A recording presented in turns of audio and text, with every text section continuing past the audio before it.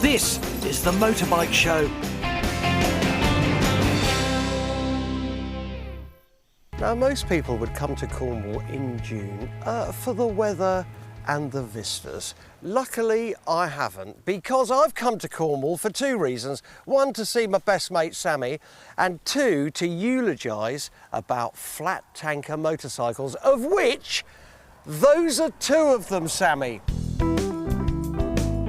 Flat tankers are very simply vintage motorbikes where the petrol tank is slung underneath the frame, not wrapped around the top tube.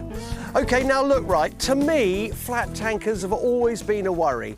I've always thought they only do 1 mile an hour, you can't change gear on them, everything's all round the wrong way and all that kind of stuff. But I'm going to show you today, hopefully, and myself, that you can have a huge amount of fun at about 20 miles an hour. So first, let's get these two beauties off the truck, a Triumph Roadster and an AJS Bigport, two of the early British brands which made their names producing flat tankers. So now look, tell me the date of this. 1911. 1911, my God, that's, well, it's about 104, 105 years old. 105-year-old bike, yeah. Now, as far as the development of motorcycle went, I mean, how far was this down the line? Not very. No, it doesn't look it. The first commercially produced motorbikes appeared in the late 1890s, and even 10 years later, bikes like this Triumph were little more than bicycles with a petrol engine attached. What's that? Brake? That's a sort of a front brake. That's not a brake. You know what? What's that? It's a bicycle brake. It's quite useful for getting it in and out the pickup. And as for the belt on the front fork, what's it for? To keep your trousers up? The belt is actually to stop it shaking hideously, so it's sort of a crude damper. Crude damper? Oh my God, I haven't seen anything cruder than that damper, I have to say. The other bike, my mount for today, is from that equally historic and equally venerable brand AJS, named after its founder Albert John Stevens, a Wolverhampton boy who started the company back in 1910. Yeah. How old is that one? 1927. OK, so there's been a huge progression, obviously, from 1911. 1911 to 1927. This is one of the last AJS flat tankers, and by this time you had something much more like the modern-day motorcycle. This, I can see, has an awful lot more levers on it and things that perhaps look like they might work better that I could ride. Yeah, this is overhead valve. Right. It's got a gearbox, it's got a clutch, it's got a kickstart. It's got almost automatic oiling. Once you're going along, you don't have to keep pumping the oil, whereas on that one, it's totally manual delivery. So this really was, you know, the sign of things to come, really. Absolutely. But what's the AJS like to ride?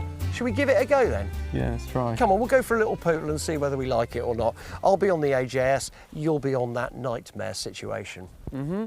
OK. Hey, look, here goes nothing. Come on, Sammy. All I can say is thank God I'm on the AJS, whereas my bike has a kickstart. You need to pedal like crazy to get Sammy's Triumph going. Hey, we're off!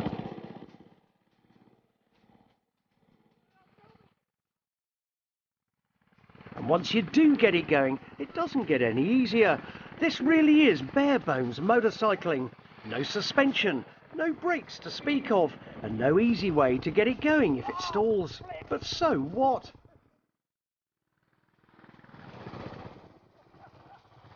You couldn't ride one in the city, but out here in the countryside, it's perfect. If you could master one of these, you're king of the road. Now, Sammy and I have been having a ball on our flat tankers, but don't just take our words for it.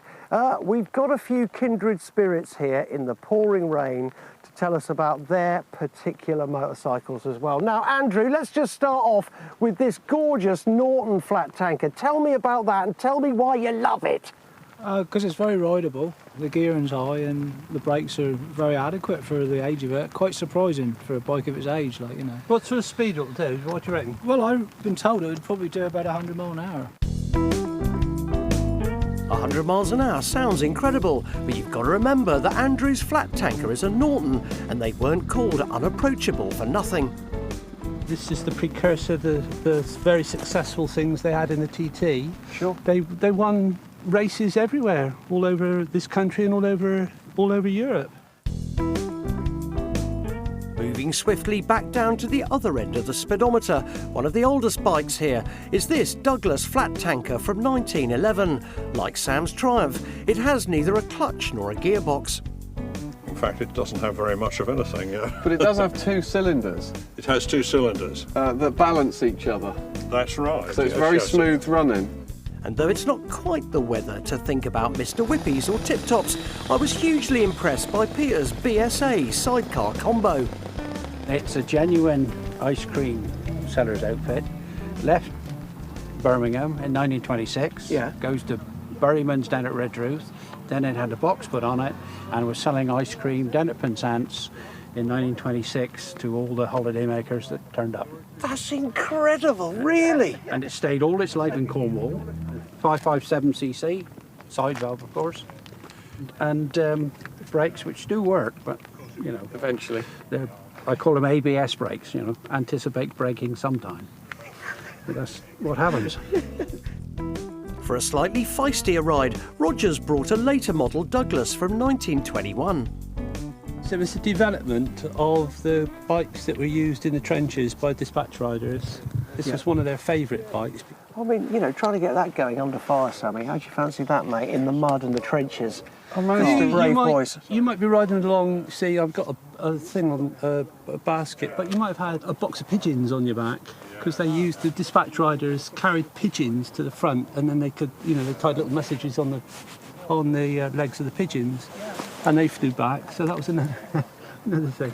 It's just the bravery of these people. Amazing. Never ceases to amaze Yeah, me. yeah. Even rarer than the Douglas is Stewart's Wolf model. Like AJS, Wolf were based in Wolverhampton, but they were primarily bicycle manufacturers who only produced a limited number of motorbikes and relied on other brands for many of their components. 3-speed steering, larger gearbox and clutch. So, you know, yeah, quite usable really. Oh, right, Yeah, okay. yeah, So you yeah. take it out on runs and stuff like Well, I that? haven't been north of Exeter yet. Oh, well, I wouldn't bother.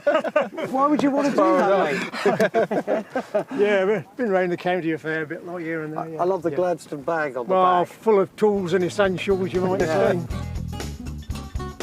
And thinking about what you need to carry, Roger has brought along a second version of a World War I dispatch rider's bike.